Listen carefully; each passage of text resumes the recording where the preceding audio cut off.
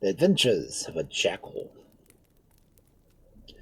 In a country which is full of wild beasts and all sorts, there once lived a jackal and a hedgehog, and, unlike as they were, the two animals made great friends and were often seen in each other's company.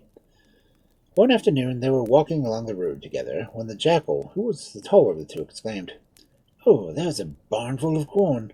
Let us go and eat some."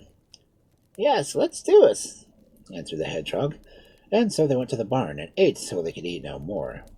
Then the jackal put on his shoes, which had taken off as to make a noise, and they returned to the highroad.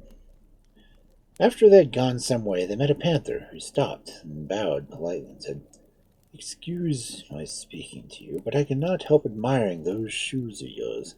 Do you mind telling me who made them?" "Yes, I think they are rather nice," answered the jackal. "I made them myself." "Could you make me a pair like them?" asked the panther eagerly. "I would do my best, of course," replied the jackal, "but you must kill me a cow, and when you have eaten the flesh, I will take the skin and make your shoes out of it." The panther prowled about until he found a fine cow grazing apart from the rest of the herd. He killed it instantly, then gave a cry to the jackal and hedgehog to come to the place where he was. They soon skinned the dead beast and spread its skin out to dry, after which they had a grand feast before they curled themselves up for the night and slept soundly. Next morning the jackal got up early and set to work on the shoes, while the panther sat by and looked on with delight. At last they were finished, and the jackal arose and stretched himself. "Now go and lay over in the sun," he said. "In a couple of hours they will be ready to put on, but do not attempt to wear them before, or you will feel them most uncomfortable. But I see the sun is high in the heavens, and we must be continuing our journey." The panther, who always believed what everybody told him, did exactly as was bid, and in 2 hours' time began to fasten on the shoes. They certainly set off his paws wonderfully, and he stretched out his forepaws and looked at them with pride. But when he tried to walk, that was another story. They were so stiff and hard that they barely shrieked at every step he took, and at last he sank down where he was and actually began to cry.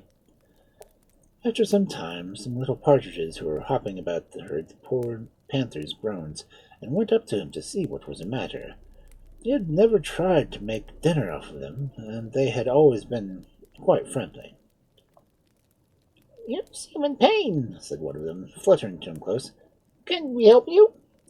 "Oh, it is a jackal. He made me these shoes, but they are hard and tight, and they hurt my feet, and I cannot manage to kick them off." "Lie still, and we will soften them," answered the little kind partridge. And calling to his brothers, they all flew to the nearby spring and carried water in their beaks, which they poured over the shoes. This they did until the leather grew soft. The panther was able to slip them off of his feet. "Oh, thank you," he cried, slipping around with joy. "I feel a different creature. Now I will go after the jackal and make him pay my debts." And he bounded away through the forest. But the jackal had been very cunning, and had trotted backwards and forwards, in and out, so that it was very difficult to know which track he had really followed. At length, however, the panther caught sight of his enemy, and at the same moment the jackal had caught sight of him. The panther gave a loud roar and sprang forward, but the jackal was too quick for him, and plunged into a dense thicket where the panthers would not follow. Disgusted with his failure, but more angry than ever, the panther lay down for a while to consider what he should do next, and as he was thinking, an old man came by. "Oh, father, tell me how I can repay the jackal for the way he has served me." And without much ado, he told his story. "Oh, if you take my advice," said the man, "you will kill a cow and invite all the jackals of the forest to feast. Watch them carefully while they're eating. You will see that most of them keep their eyes on their food. But if one of them glances at you, you will know he is a traitor." The panther, whose manners were always good, thanked the old man for his counsel. The cow was killed, and the partridges flew out with invitations to the jackals, who gathered in large numbers to the feast.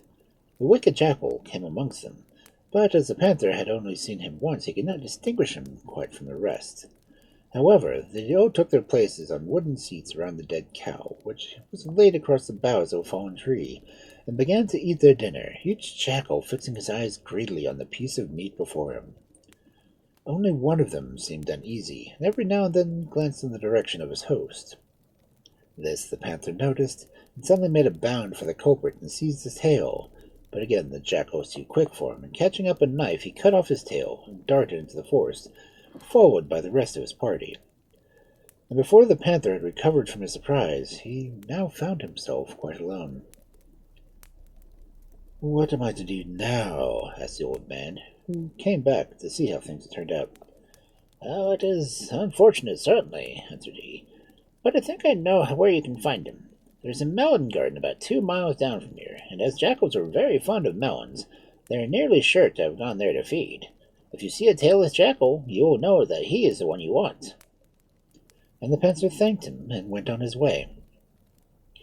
Now the jackal had guessed what advice the old man would give his enemy, and so, while his friends were greedily eating the ripest melons on the sunniest corner of the garden, he stole behind them and tied their tails together. He had only just finished when his ears caught the sound of breaking branches, and he cried, "Quick, quick! There comes the master of the garden!" And the jackal sprang up and ran away in all directions, leaving their tails behind them. And how was a panther to know which was his enemy? "None of them had any tails," he said sadly to the old man, "and I'm tired of hunting them. I shall leave them alone and go and catch something for supper." Of course, the hedgehog had not been able to be part of any of these adventures, and as soon as danger was over, the jackal went to look for his old friend, whom he was lucky enough to find at home. "Ah, there you are," he said gaily.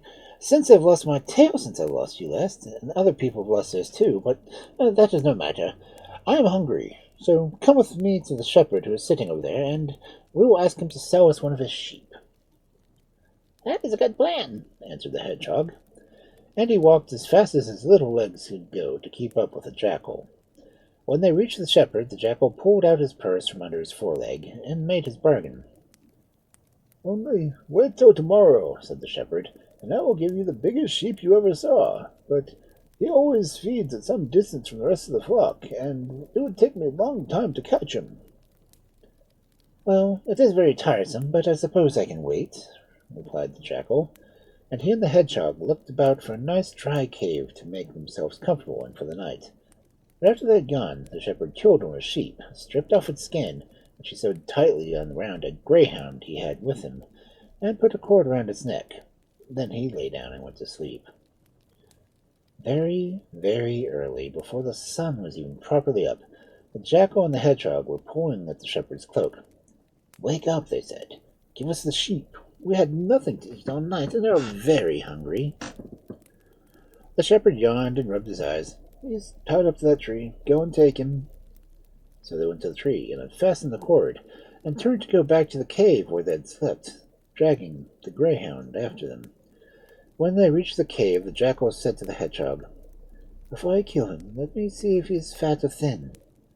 And he stood a little way back so that he could better examine the animal. After he looked at him, with his head on one side for a moment, and then he nodded gravely. "He is quite fat enough. He is a good sheep." But the hedgehog, who sometimes showed more cunning than anyone would have guessed, answered, "My friend, you are talking nonsense. The wool is indeed a sheep's paw, but the paws of my uncle or the greyhound peep out from underneath." "He is a sheep," repeated the jackal, who did not like to think anyone cleverer than him. "Hold the cord while I look at him," answered the hedgehog. Very unwillingly the jackal held the rope, while the hedgehog walked slowly around the greyhound until he again reached the jackal. He knew quite well by the paws and tail that it was a greyhound and not a sheep that the shepherd had sold him, and as he could not turn affairs might take, he resolved to get out of the way. "Oh yes, you're right," he said to the jackal, "but I can never eat until I have drunk first. I will just go and quench my thirst from that spring at the edge of the wood, and then I shall be back and ready for breakfast." "Don't be long, then," howled the jackal, and the hedgehog hurried off at his best pace, and he lay down under a rock to wait for him. More than an hour had passed by, and the hedgehog had had plenty of time to go to the spring and back, and was still no sign of him. As this was very natural, he had hidden himself in the long grass under a tree. At length the jackal guessed that for some reason his friend had to run away, and determined to wait for his breakfast no longer. So he went up to the place where the greyhound had been tethered and untied the rope. But just as he was about to spring on his back and give him a deadly bite, the jackal heard a low growl which had never produced from the throat of a sheep. Like a flash of lightning, the jackal threw down the cord and flew across the plain. But though his legs were long, the greyhound's were still longer, and he soon came upon his prey. The jackal turned to fight, but he was no match for the greyhound, and in a few minutes he was lying dead on the ground, while the greyhound was trotting peacefully back to the shepherd.